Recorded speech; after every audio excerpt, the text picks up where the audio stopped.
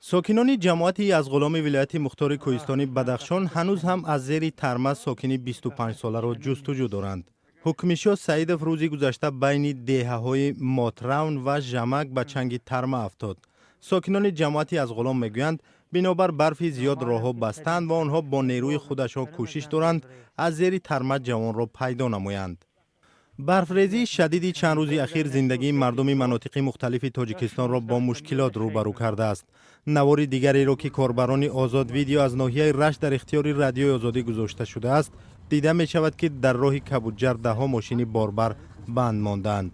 راننده ها میگویند حرکت طریق راه پربرف که بلندی آن تقریبا به 60 سانتی متر می رسد خیلی مشکل و خطرناک شده است. در ناحیه خوالینگ نیز وضع چندان خوب نیست. ساکنان دهات شگناو هم بر رادیو آزادی از آنجا نوار فرستادند. آنها میگویند از برف زیاد راهها دشوارگذر و بند شده است. و نوشته کاربران ما از دهه سیاه‌فرق تا مرکز ناحیه خوالینگ 45 کیلومتر راه است و رانندگان برای هر یک مسافر 90 سامانی مقرر کردند. همین گونه ساکنان ناحیه شمس‌الدین شاهین نیز در احاطه برف قرار دارند. ساکنی جماعت نوریدین محمودوف که عکس نوار را از آن منطقه به ما فرستاد میگوید بامی مکتب بازمانده از زمان شوروی بنابر برف زیاد فرو رفته و ماشین ها زیر برف ماندند. اگر از یک سو برفباری های زیاد حرکت ساکنان دهات را به مرکزهای شهر و ناحیه دشوار کرده باشد، از سوی دیگر این برف بهانه برای برگزار کردن معرکه تفریحی بزکشی شده است.